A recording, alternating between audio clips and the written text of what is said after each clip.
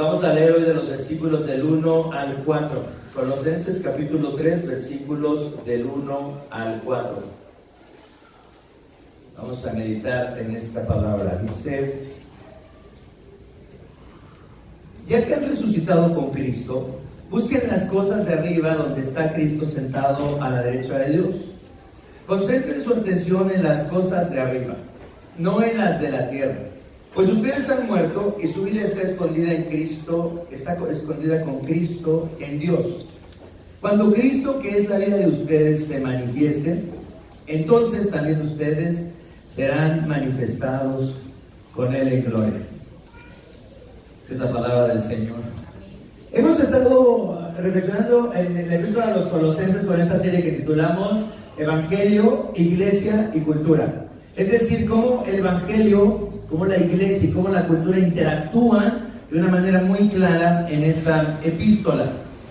Y creo que hoy vale la pena pensar en esta reflexión que hace el apóstol Pablo y le fue puesto a esta sermón Vida y Muerte del Cristiano. Y este título me recordó que esa es la realidad en la que vivimos, vida, entre la vida y la muerte. Parecen dos cosas contradictorias, pero que son tan fundamentales en nuestras vidas. Y pensando en contradicciones y en este título de Vida y Muerte del Mexicano, me acordé que teníamos un libro en la casa que se llama Vida, Pasión y Muerte del Mexicano. Es un libro setentero, es creo que del 74, que escribió un sacerdote católico que era miembro de la Academia Mexicana de la Lengua y maestro de la UNAM, Joaquín Antonio Peñalosa. Algunos de ustedes a lo mejor lo leyeron, pero es un libro apasionante. Es un libro que habla acerca de qué es ser mexicano, pero no en un nivel así de Octavio Paz y del Laberinto de la Soledad, sino en un nivel más de las contradicciones obvias de la cultura mexicana, de la cultura en la que vivimos. Y me encanta recordar esta introducción de ese libro. Cuando lo leí tenía como unos 9 o 10 años. La verdad no entendí el humor sarcástico de este libro, pero creo que influyó en el desarrollo de esta maldición que es mi sarcasmo. Pero dice así, la introducción del libro está dirigida a jóvenes y dice a niños. Y dice: niños, el destino, la suerte, el horóscopo, la estrella, el ya me tocaba, la fatalidad del grecolatino, los signos aztecas del Tonalamatl. Por favor, no me critiquen, porque no sé cómo decirlo bien, pero aunque tengo cara de Tonalamatl, pero no sé cómo decirlo. O para decirlo en cristiano, la divina providencia les ha deparado el privilegio de nacer en México y ser mexicanos, una de las pocas sellas que puede ser un hombre. En otros países ustedes hubieran podido ser más ricos que aquí, pongo por caso, pero jamás hubieran disfrutado de la región más transparente del aire, el colorido de nuestro folclore, las bellezas naturales, la gallardía de las charreadas, la picante sabrosura de los guisos, el respeto a las garantías individuales, el clima de libertad, el amor de la madre, etc. Tengo que decirles que dentro de este territorio, niños, el hombre conjuga 11 verbos. Nace, habita, se relaciona, estudia, trabaja, se divierte, hace política, se casa, va a misa el domingo, se enferma y se muere. Como ven, no son muchas las cosas que ustedes podrán hacer, aunque lo pueden hacer de dos maneras fundamentalmente. Por ejemplo, pueden nacer en una clínica con todas las atenciones o sin ninguna atención en cualquier petate. Ustedes pueden vivir en casa propia o morirse de renteros en la casa ajena. Ustedes pueden graduarse de profesionales en cualquiera de las 80 ramas que ofrecen las instituciones de estudios superiores o quedarse como candidatos de la campaña de alfabetización, porque de otra manera se acabaría la campaña. Ustedes pueden llegar a capitanes de empresa, señores, dones o vender banderitas tricolores cada 16 de septiembre. Ustedes pueden divertirse en la alberca climatizada de su residencial o jugar fútbol en la tierra suelta de la barriada. Ustedes pueden verse ungidos, diputados y saben alinearse, o serán ejemplares ciudadanos de cédula cuarta para toda la vida. Se ve que es de los 70, ¿verdad? Ustedes no saben ni lo que es la cédula cuarta, pero acérquense con Alex, con alguien así, y les explique qué es la cédula cuarta. Ustedes pueden casarse o los casan, si el tiempo apremia.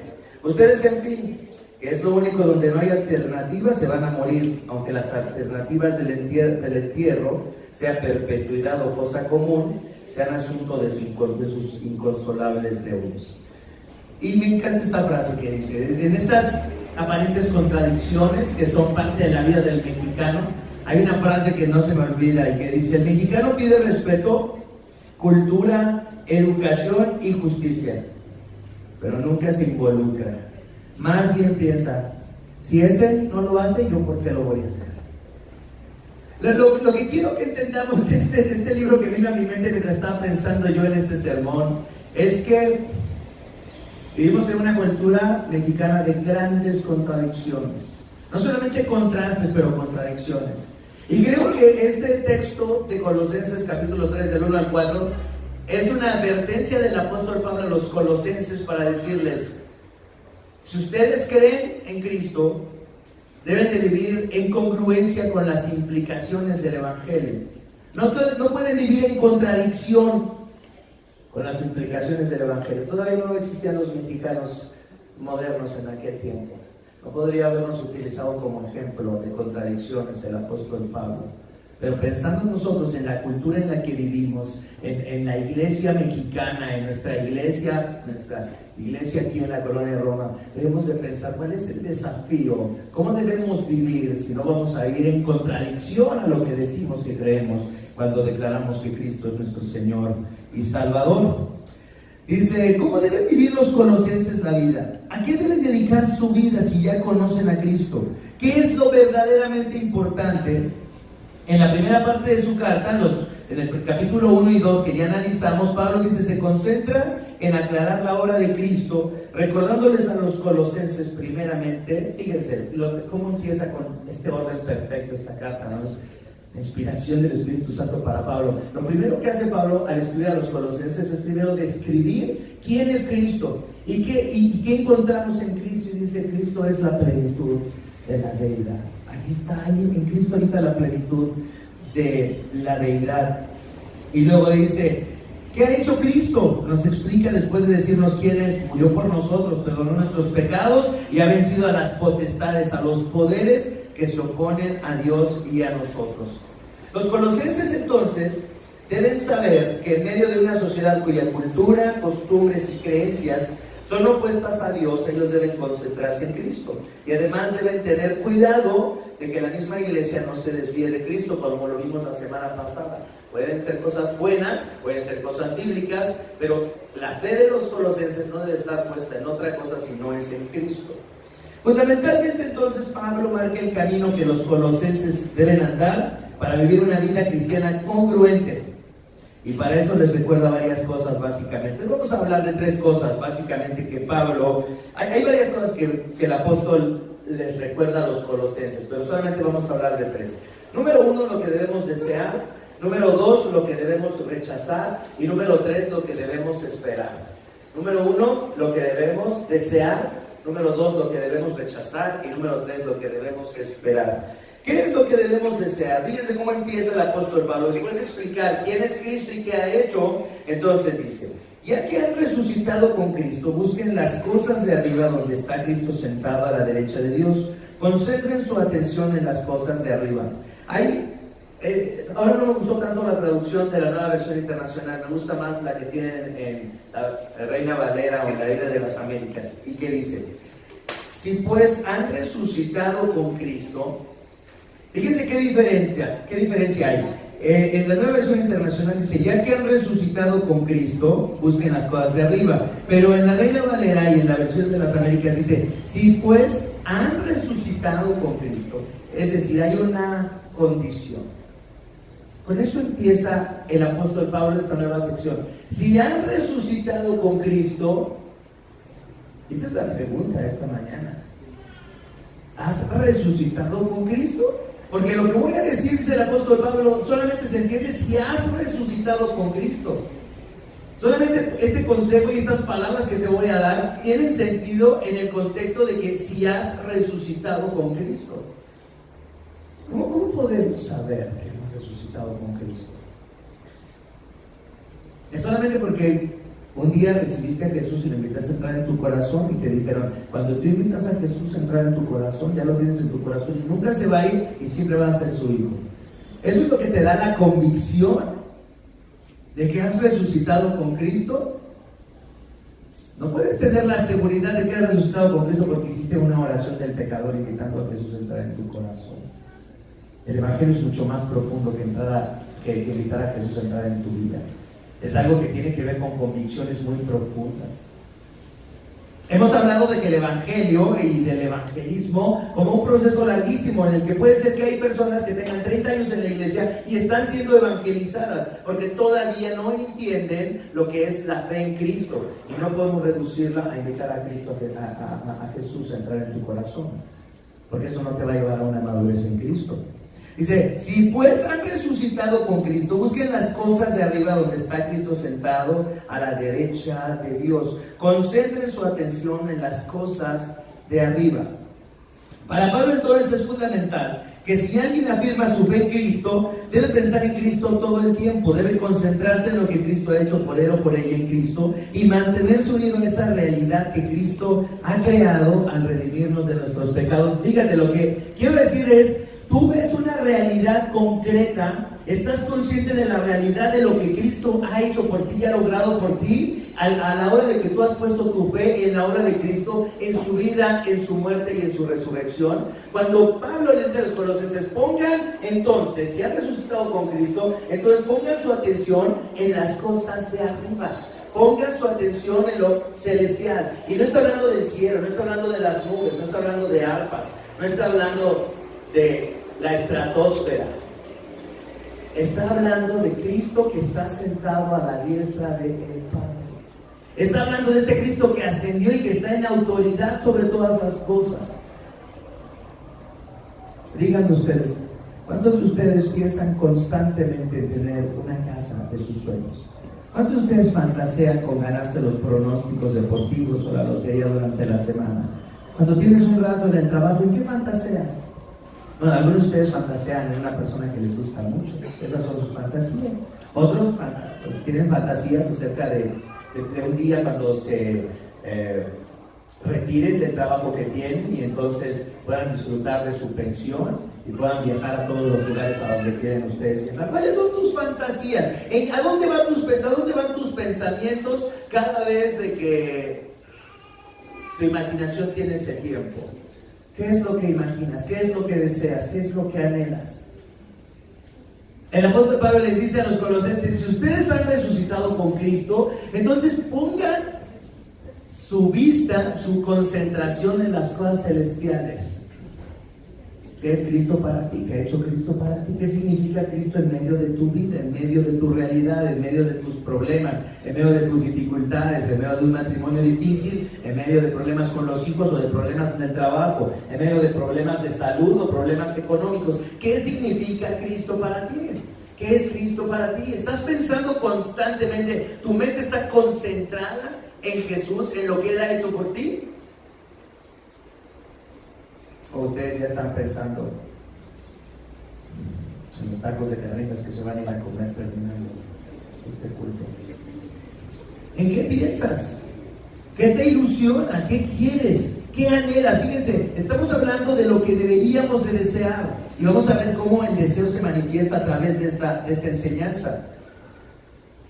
Dice si Cristo obedeció la ley por nosotros, es decir, si entendemos su obra redentora, cuando Cristo obedeció la ley por nosotros, y si Cristo fue a la cruz en lugar nuestro, y si sabemos que Cristo ha satisfecho la justicia de Dios, y ahora Dios nos ve como si fuéramos obedientes a la ley, como si fuéramos puros, esto debería cambiar la forma en la que nos vemos a nosotros mismos y en la forma en la que luchamos contra las cosas terrenales.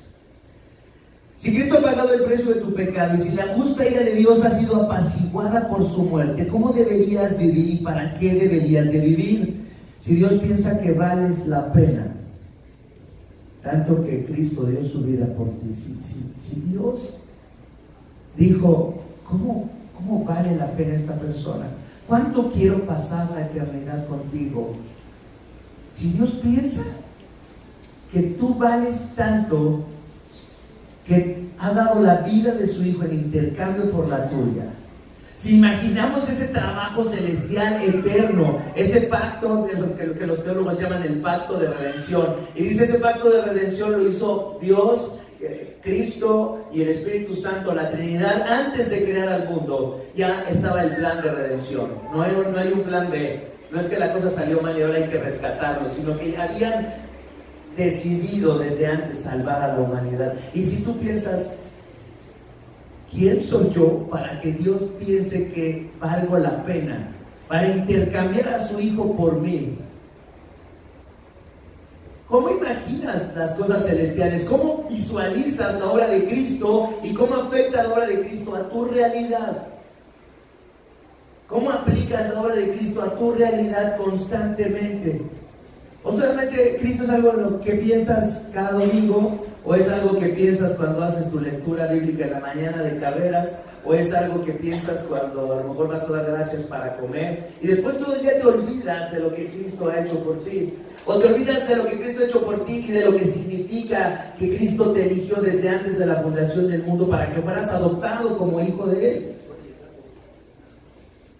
¿Qué tanto deseas pensar en eso y anhelas aplicarte esa obra de Cristo en el contexto en el que estás? Y si revisas lo que amas, lo que deseas y lo que buscas en la vida y te das cuenta de que no deseas nada celestial, que la obra de Cristo no es más que una creencia religiosa bonita que crees porque no quieres ir al infierno, entonces debes pensar sinceramente si eres un cristiano o no.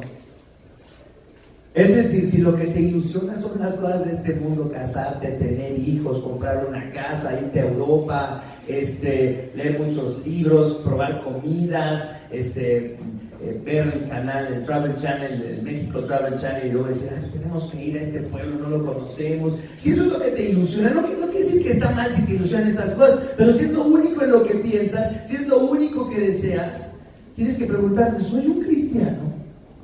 ¿Deseo las cosas celestiales? ¿O solamente estoy preocupado y consumido por mis planes financieros, por un matrimonio, por hijos, por un progreso profesional? ¿Qué es lo que te apasiona? ¿Qué es lo que deseas? Y tienes que preguntarte, ¿seré un cristiano?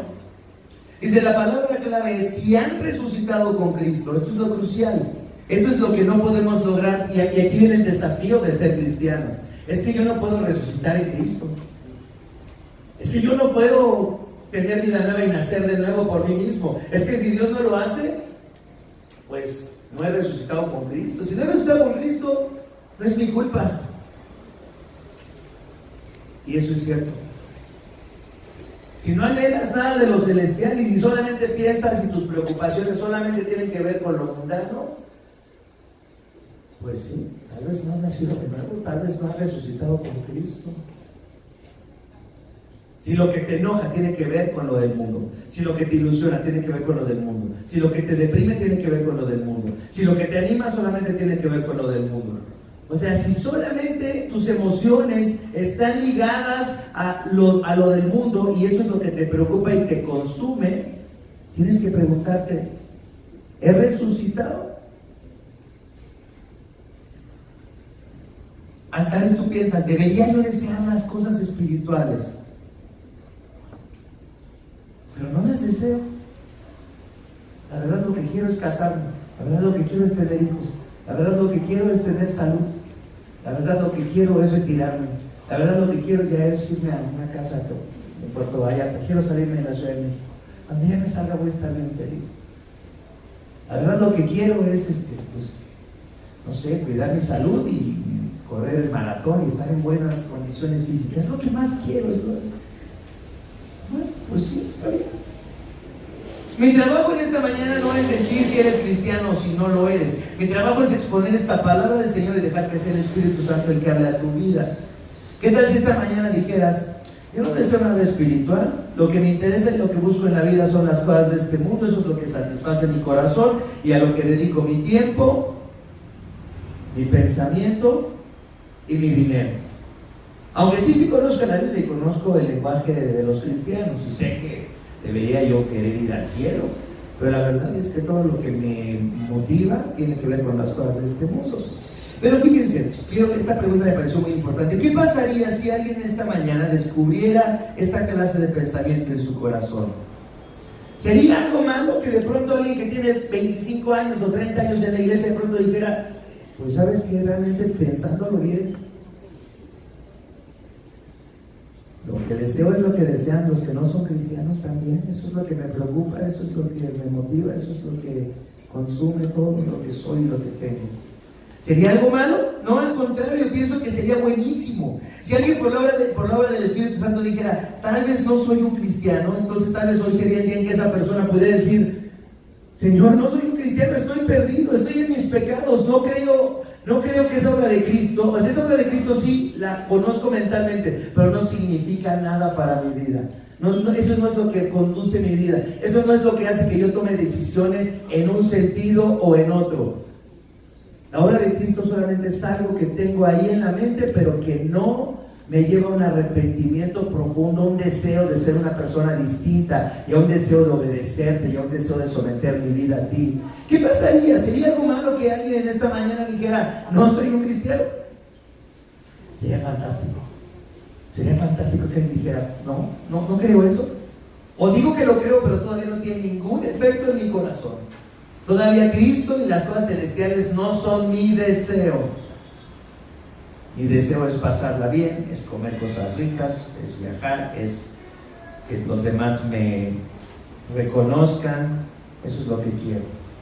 Dice, por otro lado, dice, tal vez encuentras en ti una lucha entre lo que hay en este mundo y lo que sabes de Cristo.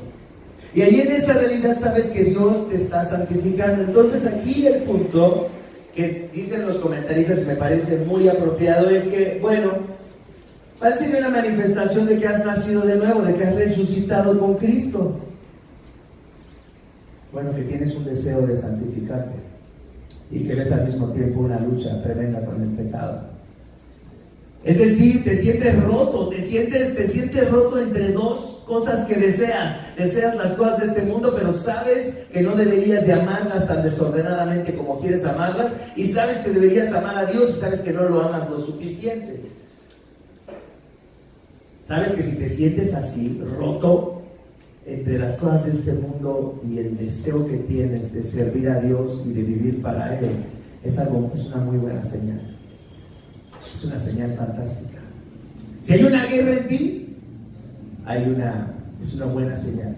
Si no hay una guerra en ti, si no sabes ni de lo que estoy hablando porque no lo ves en ti, entonces tal vez es la hora que digas, Señor, no tengo una guerra en mí, me siento muy a gusto con mi vida así como la llevo. Me encanta ir los domingos a escuchar eso que dices y luego ya me voy a mi casa y sigo pensando en lo que yo quiero y conduciendo mi vida donde yo quiero, y mis planes y mis prioridades son las que yo quiero y no tienen nada que ver contigo. Tal vez es la hora de arrepentirme, tal vez es la hora de decir, Señor, sálvame porque no soy un hijo tuyo. No tengo deseos de servirte, de amarte, y mi pecado me parece lo más común. Estoy ya tan habituado al pecado, mi corazón está tan duro. Dice la santificación, entonces, de lo que está hablando Pablo cuando dice, pongan su vista, Colosenses, en las cosas de arriba, deseen esas cosas celestiales, piensen en lo que ha sido hecho por ustedes. Y entonces empieza este proceso de santificación. Dice, la santificación es la primera implicación de la fe cristiana. En Hebreos 12 dice esto el autor de la epístola: por tanto, también nosotros, que estamos rodeados de una multitud tan grande de testigos, despojémonos del lastre que nos estorba, en especial del pecado que nos asedia, y corramos con perseverancia la carrera que tenemos por delante. Fijemos la mirada en Jesús, el iniciador y perfeccionador de la fe. En congruencia con Pablo, el autor de la epístola a los Hebreos dice: pongan su vista en Jesús, el autor y el consumador de la fe. Si no eres un cristiano y no lo haces porque no piensas que lo necesitas, y puedes vivir tu vida perfectamente tranquilo, sin pensar en cuánto necesitas esa reflexión en la obra de Cristo, de cuán agradecido estás por lo que ha sido hecho por ti. Si eso es solamente algo que conoces intelectualmente, deberías preguntarte qué pasa contigo. Ahora, si piensas si te enfocas en Cristo y eso motiva tu vida y eso te anima a seguir adelante en medio de cualquier circunstancia, y eso cura y sana tu corazón, entonces, aunque luches con el pecado y aunque veas el pecado en tu vida, puedes saber que Dios está obrando en ti de una forma sobrenatural. Entonces dice, la condición para la santificación es: si has resucitado con Cristo, vas a querer santificarte, si no, no. Busquen las cosas de arriba, deseen lo que tiene que ver con Dios. Entonces, número uno, ¿qué es lo que debemos desear? Desear lo que tiene que ver con Dios y con la obra de Cristo. Número dos, lo que debemos rechazar. Dice, ya que han resucitado con Cristo, busquen las cosas de arriba donde está Cristo sentado a la derecha de Dios. Concentren su atención en las cosas de arriba, no en las de la tierra, pues ustedes han muerto. Es una cuestión que parece una contradicción, pero es una paradoja. Hemos muerto y hemos resucitado. Estamos muertos al pecado, es decir, el pecado no tiene poder sobre nosotros, y hemos muerto al pecado en el sentido de que el pecado no puede condenarnos, y en ese sentido sabemos que no queremos mantenernos en el pecado, y por otro lado hemos resucitado, si es que hemos resucitado y deseamos la salvación, y corremos a Jesús todo el tiempo, y nos aferramos a las promesas del Evangelio todo el tiempo. ¿Cuándo fue la última vez que te aferraste a las promesas del Evangelio? ¿Cuándo fue la última vez que dijiste, cuánto necesito que me salves, Cristo? ¿Cuándo fue la última vez que viste tu condición y dijiste, necesito que tú me salves, necesito que tú obres en mi vida? ¿Cuándo fue la última vez que te sentiste desesperado? Lo decimos todo el tiempo y parece muy repetitivo, pero es algo que tenemos que recordar. ¿Quiénes son los que arrebatan el reino de los cielos? Los violentos. Entonces, los que disparan armas largas son los que arrebatan el reino. Los que golpean a la esposa, le dan una cachetada a la esposa, son los que arrebatan el reino. Los violentos, no son los violentos, son los que están desesperados, los que se sienten desesperados, los que dicen, estoy perdido, ya no me queda nada más que Cristo. Y qué duro es estar desesperado cuando tenemos todo. Qué duro es estar desesperado cuando tienes un buen trabajo, cuando comes rico todos los días, cuando tienes un buen matrimonio, cuando estás saludable, cuando todas las cosas están increíbles. Qué difícil es estar desesperado, ¿eh? ¿Qué reto tenemos en este tiempo los cristianos para realmente buscar la salvación? Porque si las cosas van súper bien, si tengo lana, si tengo salud, si mis hijos están bien, si mi matrimonio está precioso, si puedo viajar, si puedo descansar, si puedo hacer lo que yo quiera, qué difícil es pensar que estoy desesperado y que necesito a Jesús. Solamente que voltear a ver a mi corazón y ver a lo horrible de mi corazón y ver a mi condición pecadora y ver a lo que realmente deseo y ver a lo contrario a Dios que hay en mi corazón, entonces pudiera decir cuánto necesito la salvación. En esta mañana, ¿cuánto necesitas la salvación? ¿Cuándo fue la última vez que pensaste en eso? Dice Pablo, entonces le dice a los colosenses, si ustedes quieren vivir una vida congruente y no una contradicción, como la vida del mexicano, una vida congruente con su fe, primero tienen que ver si realmente han sido resucitados con Cristo, e inmediatamente después deben pensar en que no pueden santificarse si toda su atención está en lo terrenal. Dice, la santificación se inicia poniendo nuestra vista en Cristo. Fíjense, la santificación, ¿cómo podemos santificarnos? Tal vez puedo empezar a hacer cosas para mortificar mi pecado. Es decir, no quiero ser glotón, entonces debo empezar a comer verduras. Está bien. No quiero caer en la borrachera, entonces voy a quitar todas las cosas que tienen cualquier cosa alcohólica. Está bien. No quiero sufrir con mi codicia o mi lujuria, entonces cancelo Netflix, cancelo todo, pongo filtros en mi computadora y control parental, aunque no tengo hijos pequeños, lo voy a poner y me alejo de todas las personas que me incitan a hacer algo o a pensar cosas que no debo pensar. Eso no está mal si consideramos que no deberíamos de jugar con el pecado. Pero el punto de la santificación, ¿cómo nos santificamos verdaderamente de una forma cristiana? No es solamente renunciando a las cosas que son una tentación para nuestras vidas.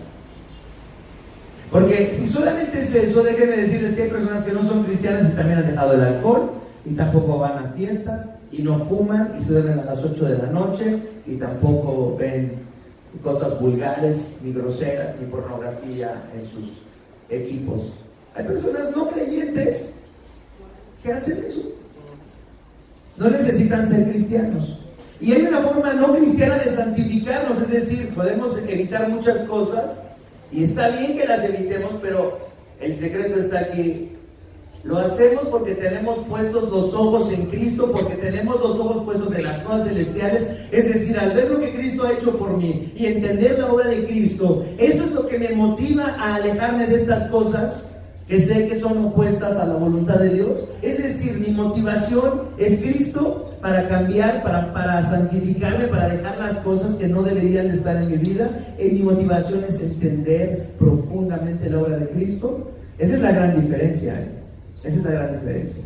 Porque si solamente pones las cosas, pones tu vista en las cosas terrenales, entonces hasta tu santificación puede ser algo que en lugar de santificarte, te lleve a estar más lleno de ti mismo, a ser más egocéntrico y más orgulloso porque piensas que tú sí te estás santificando y que tú sí le echas ganas y los demás no. Pero si realmente tu motivación es la obra de Cristo y por lo que Cristo hizo por mí y porque sé que soy amado y porque sé que soy aceptado y porque sé que Cristo vivió la vida que yo no podía haber vivido y porque Cristo murió la muerte que yo merecía, eso captura mi corazón y eso es lo que me motiva a vivir una vida santa.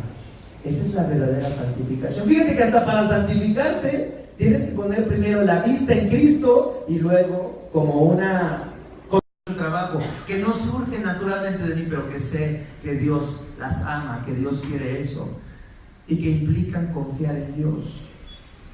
¿Se entiende esto? ¿Cómo estás tratando tu pecado? ¿Lo estás tratando de una manera con alevosía y con ventaja? ¿Estás tratándolo de una manera ligera y diciendo yo sé que de todas maneras aunque falle tengo su perdón? ¿O realmente estás comprometido a hacer morir lo terrenal? Dice, no nos justificamos, dice, al santificarnos. No por obedecer, no por santificarnos, entonces Dios nos justifica, sino porque Dios nos ha justificado, entonces obedecemos. La gracia es primero y luego como consecuencia de ella empieza la obediencia. Ahorita que estamos leyendo en la Biblia estas últimas semanas, leímos Deuteronomio 9:6, a ver si se acuerdan de esto. Fíjense lo que les dice el Señor, pensando en esto. La gracia es primero y luego como consecuencia de ella viene la obediencia. Y fíjense esta palabra que me encantó. La vi y pensé en Israel y luego pensé en varias personas que conozco. No es cierto, pensé en mí mismo. Dice, entiende bien que eres un pueblo terco y que tu justicia y tu rectitud no tienen nada que ver con que el Señor tu Dios te dé en posesión de esta buena tierra. Wow, cuando leí esta palabra me encantó. Cuando la leí dije, Señor, es que ese no es Israel, es que ese soy yo. Entiende bien, Víctor, que eres una persona terca y que tu justicia y tu rectitud no tienen nada que ver con que el Señor tu Dios te bendiga. Nada. Si tengo una bendición o si tengo muchas bendiciones, no es por nada que haya en mí, sino es solamente por la pura gracia de Dios. Dice, primero ponemos entonces la mira en las cosas de arriba y luego rechazamos amar desordenadamente las cosas terrenales. Fíjense lo que dice Pablo a los filipenses, en congruencia con esto que les aconsejan los colosenses. Por último, hermanos, consideren todo lo verdadero, todo lo respetable, todo lo justo, todo lo puro, todo lo amable, todo lo digno de admiración, en fin, todo lo que sea excelente o merezca elogio, o sea, digno. En eso deberíamos de pensar. Todo el tiempo pienso en cosas puras, todo el tiempo pienso en cosas dignas, en lo respetable, en lo amable. Todo el tiempo cuando ves tu televisión y tus series, eso te lleva a pensar en cosas puras, amables y todo. Ah, hermano, no se meta en mi vida privada, no se meta con mis series. No, sí, nos tenemos que meter. ¿Qué estás viendo? ¿Te has habituado al pecado porque piensas que eso no tiene nada? O sea, seríamos muy tontos en tratar a la ligera el pecado. Seríamos muy tontos en pensar que el pecado ya no tiene influencia en nosotros. Seríamos muy tontos en no cuidarnos de lo que vemos, de lo que escuchamos. Sería tratar nuestro pecado con alevosía y con ventaja. Así estás tratando tu pecado, con alevosía y ventaja, con superficialidad. Bueno, entonces, ¿qué debemos hacer? Dice, esto al pensar en hacer morir lo terrenal, entonces, ¿qué es lo que debemos esperar? Ok, no solamente tenemos una lucha con el pecado, no solamente vemos el pecado en nosotros, cómo tratamos nuestro pecado es muy importante delante de Dios si es que hemos resucitado.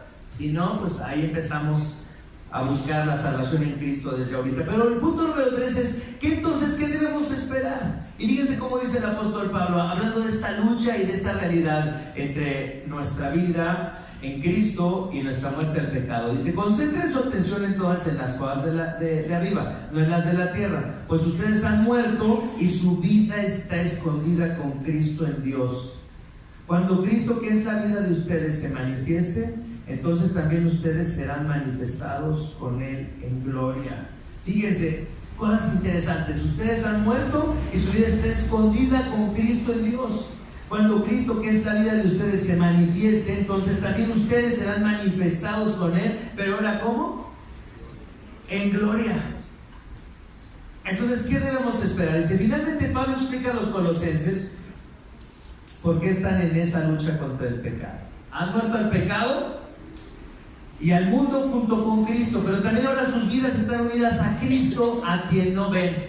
Cuando dice Pablo, es que su vida está escondida con Cristo, hay una vida que nos espera en donde ya no tendremos que luchar con el pecado, porque ya no tendremos que aprender a confiar en Dios, porque la lucha con el pecado solamente puede hacerse correctamente si pongo mi confianza en Dios y en su amor. Eso es lo que me va a animar y lo que me va a guiar y lo que me va a sostener en mi lucha contra el pecado. Pero un día ya no vamos a tener que pensar en nuestra lucha con el pecado. Un día nuestros deseos, nuestros anhelos estarán en sincronía con los deseos y con los anhelos de Dios.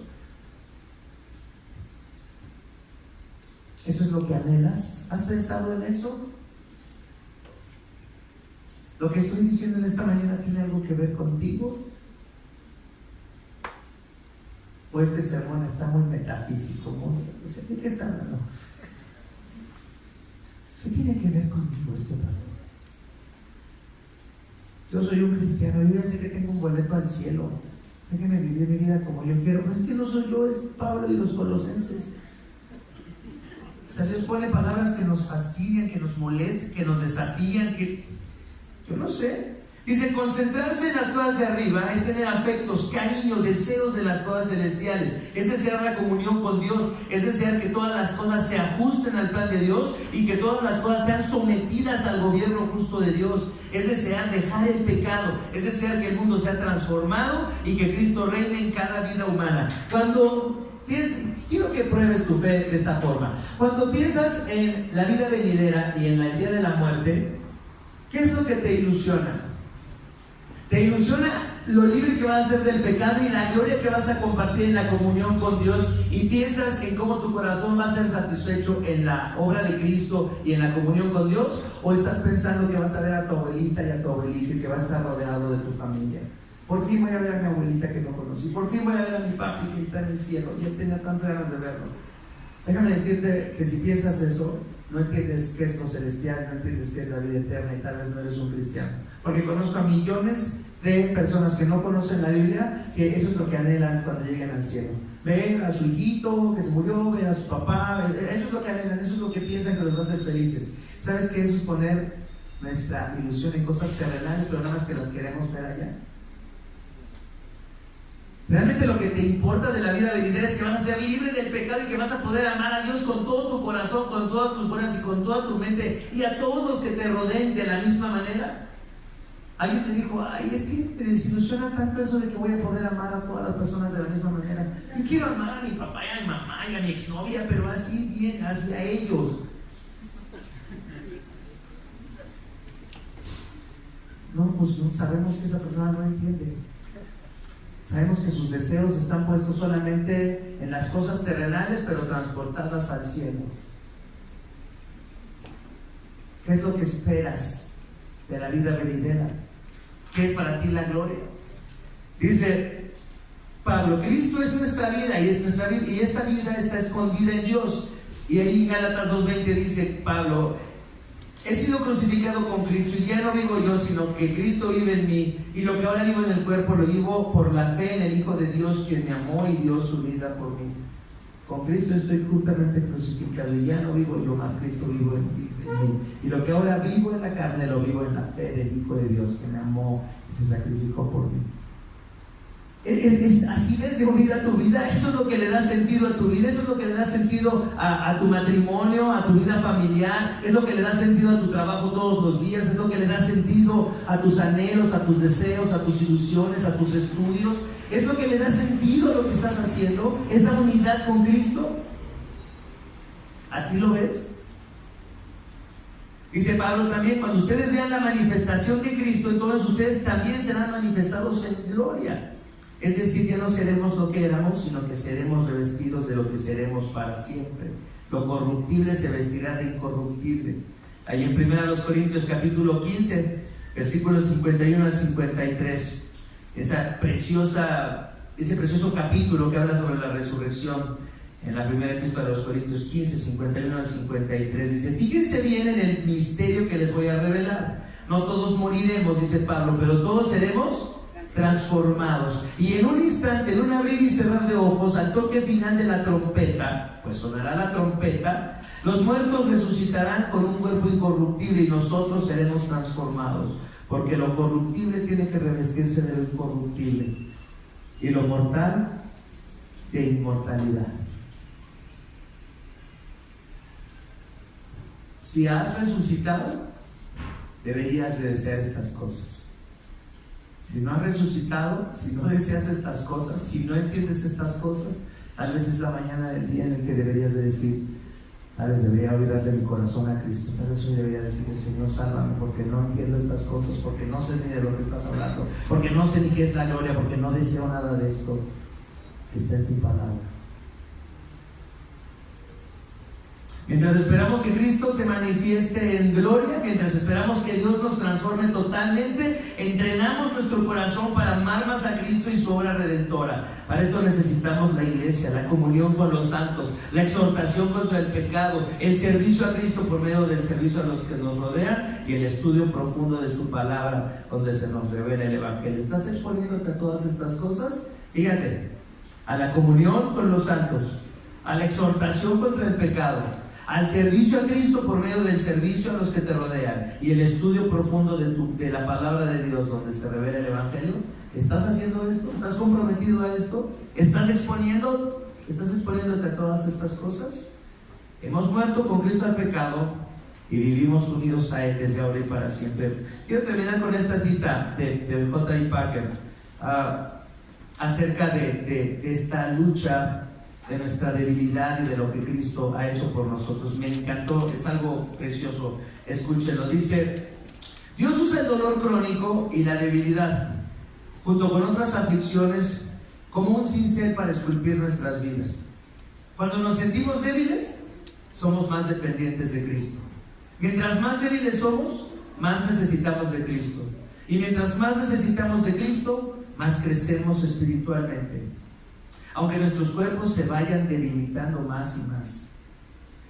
La santificación es vivir sin quejarnos, con un aguijón en nuestra carne, mientras nos dedicamos a servir a otros con paciencia, amor y en la libertad que Cristo ha logrado por nosotros. Así vamos siendo sanados hasta que lleguemos a la suprema victoria de la gracia que nos ha sido dada por medio de Cristo. Así vamos siendo sanados en el dolor hasta que lleguemos a la suprema victoria de la gracia que nos ha sido dada por medio de Cristo.